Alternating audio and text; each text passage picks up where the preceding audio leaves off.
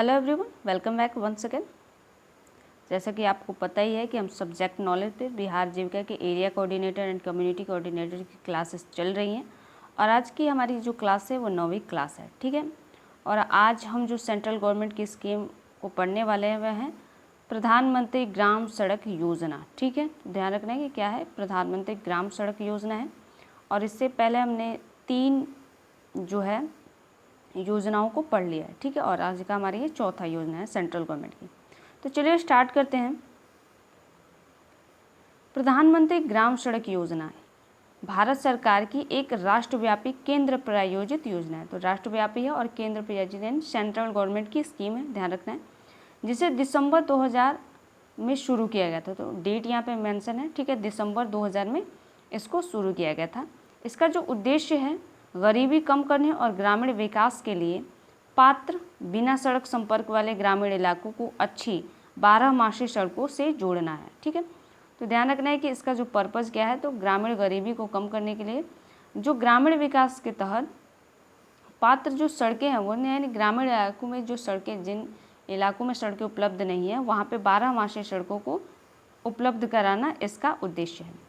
तो ध्यान रखना है कि प्रधानमंत्री ग्राम सड़क योजना एक केंद्र प्रायोजित योजना है, यानी सेंट्रल गवर्नमेंट की स्कीम है और जिसे 25 दिसंबर 2000 को शुरू किया गया था, ठीक है। और इसका उद्देश्य भी ध्यान रखना है। अगर इसके फीचर्स पे बात करें या इसके उद्देश्य पे बात करें, ठीक है, तो क्या क्या है, ये सारी चीज़ें फिर लास्ट में भी आएंगी, ठीक है। तो आप जानते हैं कि क्यों आती है वो। तो इसके मुख्य विशेषता या उद्देश्य क्या है, तो पहला सड़क संपर्क यानी रोड कनेक्टिविटी, असंबद्ध गांव और बस्तियों को हर मौसम में उपयोग होने वाली सड़कों से जोड़ना इसका उद्देश्य है। आपको पता है कि इसका उद्देश्य पर्पज़ क्या है कि सड़कों यानी जहाँ पे सड़कें उपलब्ध नहीं हैं, जहाँ जिन बस्तियों पे जाने के लिए सड़कें नहीं हैं वहाँ पे 12 सड़कों का निर्माण करना और उन्हें सड़कों से कनेक्ट करना है, ठीक है। दूसरा है गरीबी उन्मूलन यानी पॉवर्टी रिडक्शन।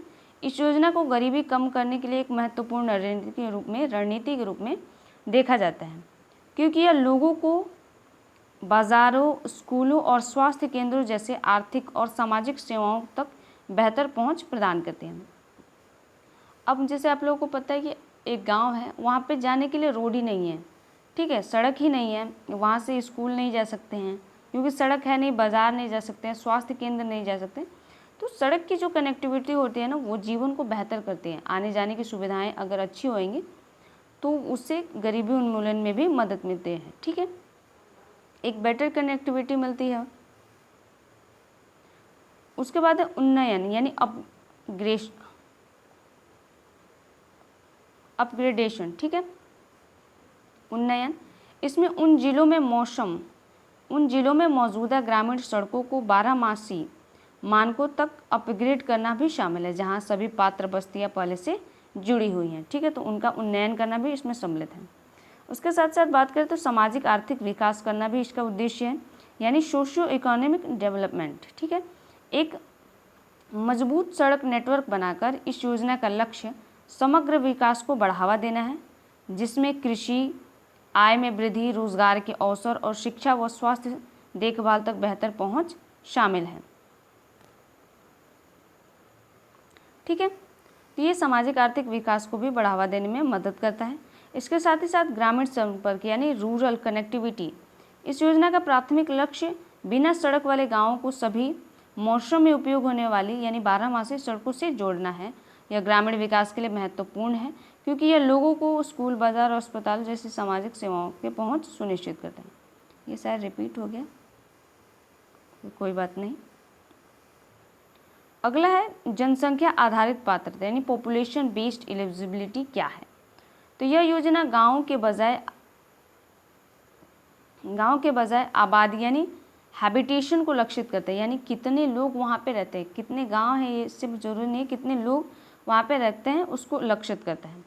पात्रता 2001 की जनगणना, हाल ही में 2011 की जनगणना, उसको भी इसमें सम्मिलित कर लिया गया है, ठीक है। अब पात्रता क्या है, मैदानी इलाकों में बात करें तो 50 या उससे अधिक आबादी वाले गाँव, ठीक है, जिन गाँव में 50 या उससे अधिक लोग रहते हैं उनको इसमें जोड़ना है, ठीक है। तो ध्यान रखना है कि मैदानी इलाकों की संख्या जो है गाँव लोगों की वो है 50। वही पहाड़ी, आदिवासी और रेगिस्तानी इलाकों में जो संख्या है 250 या उससे अधिक की आबादी वाले हैं। एक कहीं कहीं पे मिलता है ये तथ्य, ठीक है, कि वामपंथी और उग्रवादी प्रभावित इलाकों में जहाँ पे लोग कम रहते हैं वहाँ पे यानी 100 लोग भी अगर रहते हैं तो उनको भी सड़कों से जोड़ने की व्यवस्था की जाती है, ठीक है। तो जहाँ पे वामपंथी या उग्रवाद जैसी समस्याएं हैं वहाँ पे, क्योंकि पता है कि वहाँ पे वो हमेशा ऐसा माहौल बना, खतरे का माहौल बना रहता है, तो वहाँ पे लोग कम ही रहते हैं, तो इसलिए यहाँ पे 100 रखा गया है। हालांकि ये सभी इलाकों के लिए नहीं होता है, ठीक है, कुछ ही इलाके हैं जहाँ पे वामपंथी या उग्रवादी रहते हैं, तो उनके लिए भी व्यवस्था की गई है। 12 मासी सड़कें यानी ऑल वेदर रोड्स, इस योजना का लक्ष्य ऐसी सड़कें बनाना है जो पूरे साल उपयोग में लाई जा सके,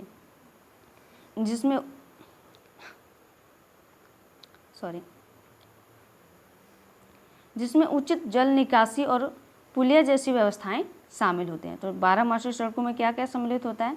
एक तो वैसी सड़क बनाना जो पूरे साल में उपयोग हो, उसके साथ साथ उसमें जल निकासी प्रणाली और पुलिया जैसी व्यवस्थाओं को भी शामिल किया गया है।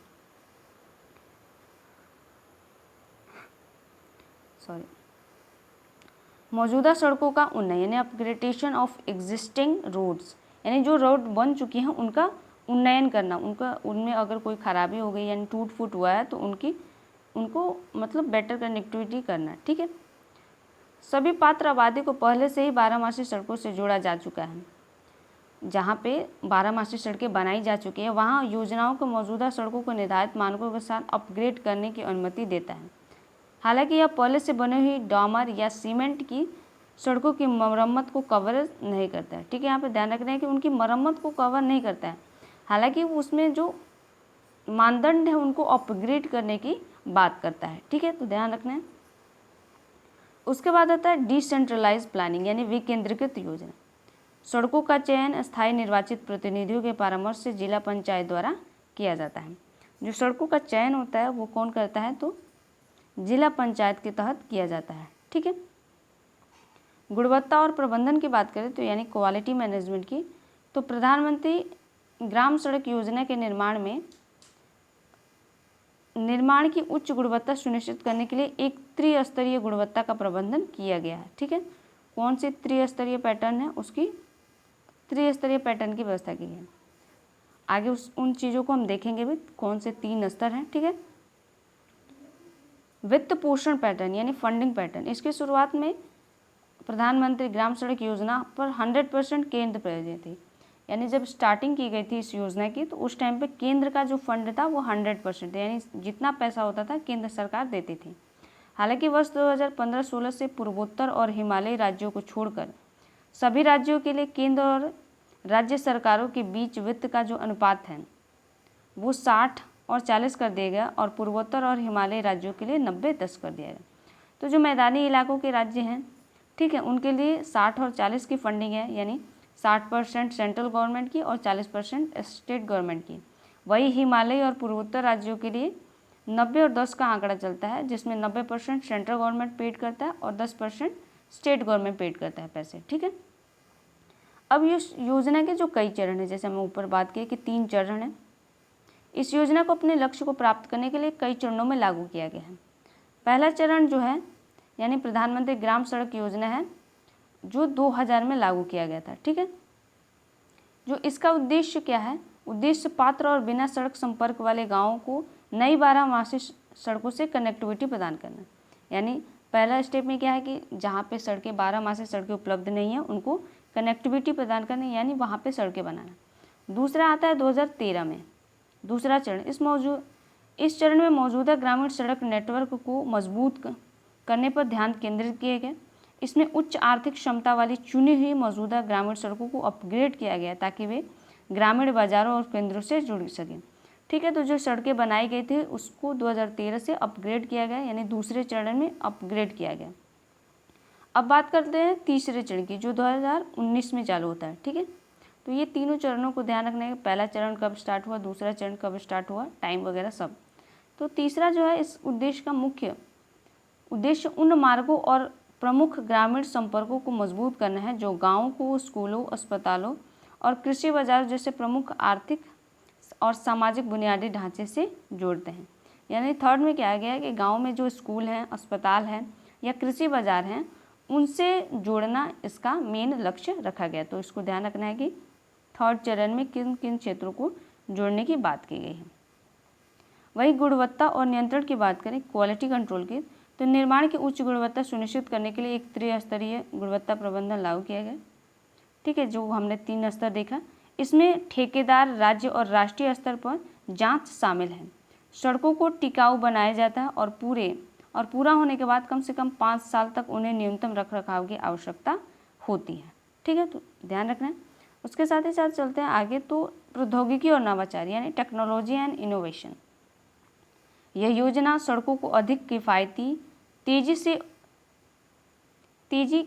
से और टिकाऊ बनाने के लिए और नई और हरित प्रौद्योगिकी और स्थानीय रूप से उपलब्ध सामग्रियों जैसे कि प्लास्टिक कचरे का उपयोग को प्रोत्साहन करते हैं। इसमें जो हरित प्रौद्योगिकी के माध्यम से जो प्लास्टिक वगैरह के कचरे होते हैं उनको क्या किया जाता है, सड़कों के गड्ढे जो हैं उनको भरने के लिए यूज़ किया जाता है। ठीक है, विकेंद्रीकृत योजना यानी डिसेंट्रलाइज है। सड़क निर्माण विकेंद्रीकृत योजना है जिसमें पंचायती राज संस्थाएं और स्थानीय निर्वाचन प्रतिनिधि या पहचान करने और चुनने में भूमिका निभाते हैं कि किन वस्तुओं को इससे जोड़ा जाए। ठीक है, तो इसमें कौन, पंचायत चुनती है और स्थानीय जो निर्वाचित प्रतिनिधि होते हैं वो चुनते हैं कि किन सड़कों का निर्माण किया जाए। वहीं निगरानी की बात करें, मॉनिटरिंग की, तो ऑनलाइन प्रबंधन, निगरानी और लेखा प्रणाली एक प्रमुख विशेषता है जो सड़क विकास के सभी चरणों और प्रस्तावों को पूरा होने तक एक व्यापक डेटाबेस और निगरानी प्रदान करते हैं। तो यहाँ पे मॉनिटरिंग का भी प्रबंधन किया गया। अब बात कर लेते हैं क्रियान्वयन और उसकी निगरानी की। तो ये योजना ग्रामीण विकास मंत्रालय, भारत सरकार द्वारा चलाई जाती है। राष्ट्रीय ग्रामीण अवसंरचना विकास एजेंसी इसकी नोडल एजेंसी है।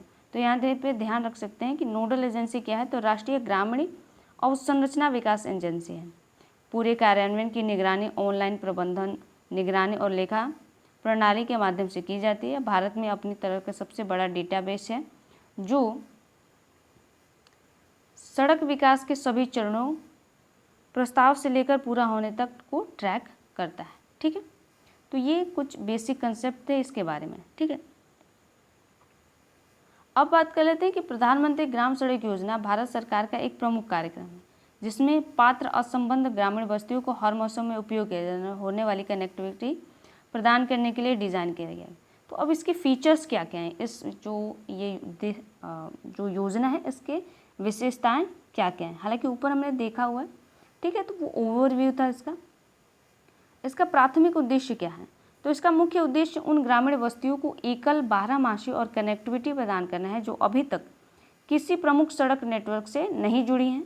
नए सड़क निर्माण और मौजूदा सड़कों को 12 मानकों तक अपग्रेड करके प्राप्त किया जा सकता है। तो प्राथमिक उद्देश्य क्या है, पहले तो जहाँ पे सड़कें उपलब्ध नहीं हैं उन क्षेत्रों में 12 सड़कें बनाई जाएँ, और जहाँ पे सड़कें बन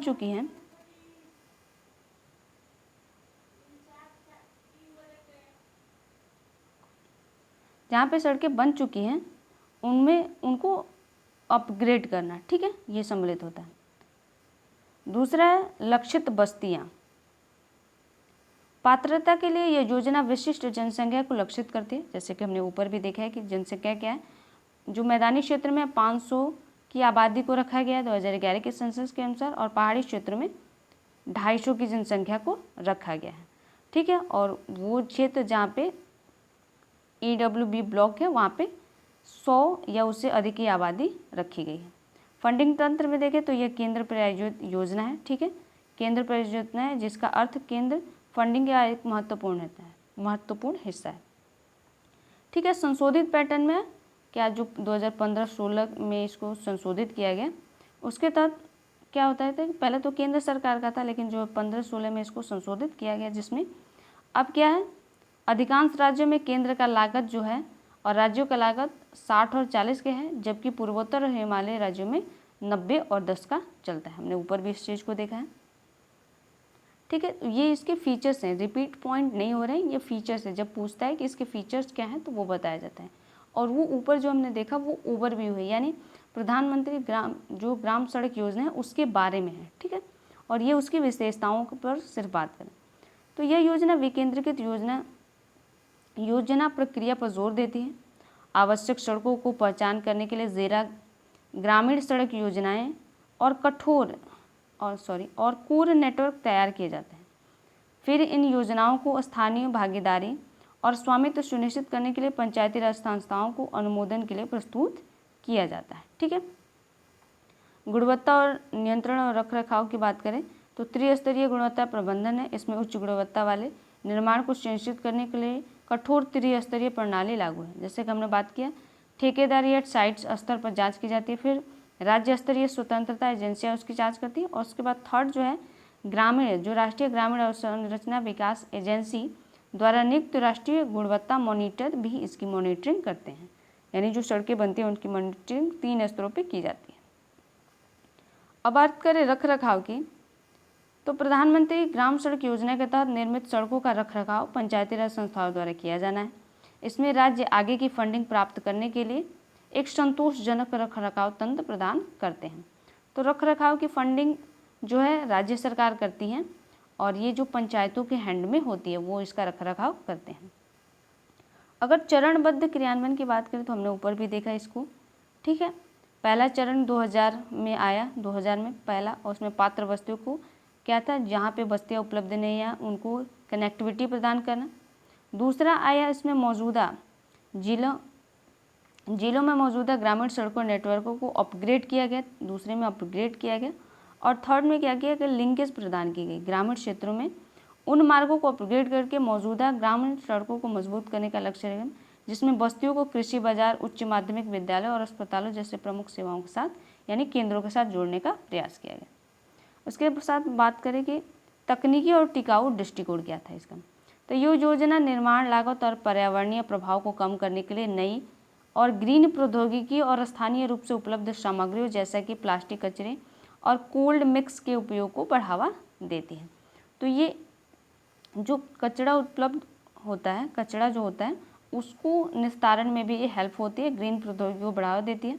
उनको सड़कों के नीचे डाला जाता है, सड़कों के जो गड्ढे होते हैं उसमें प्लास्टिक वगैरह के कचरे को उसमें डाल दिया जाता है और उसके बाद सड़क बनाई जाती है। ठीक है।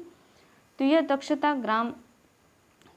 यह लागत दक्षता प्राप्त करने और कार्बन पदचिह्न को कम करने के लिए एक महत्वपूर्ण गहराई और रिसाइकलिंग के उपयोग को भी प्रोत्साहन करती है। इसके कुछ अपवाद भी हैं। ठीक है। इसकी विशेषताओं में कुछ अपवाद भी है, जैसे सख्ती से केवल ग्रामीण सड़कों को कवर करती है। ठीक है।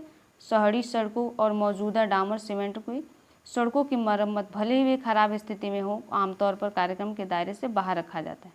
इसका ध्यान एक असंबद्ध बस्तियों को एक नया 12 लिंक प्रदान करें। यानी कह रहे हैं कि इसमें जो सड़कें बन चुकी है पहले से, उनमें उसकी मरम्मत वगैरह की बात ये नहीं करता है, बस नई कनेक्टिविटी की बात करता है। ठीक है। तो ये इसका एक अपवाद है या इसकी कमी कह सकते हैं। अब बात करें कि ये गरीबी उन्मूलन के लिए कैसे काम करता है। ठीक है। यो योजना जो है गरीबी को उन्मूलन के लिए कैसे काम करती है, तो प्रधानमंत्री ग्राम सड़क योजना भारत सरकार की एक केंद्रीय योजना है जिसे ग्रामीण क्षेत्रों में गरीबी उन्मूलन के लिए एक महत्वपूर्ण रणनीति माना जाता है।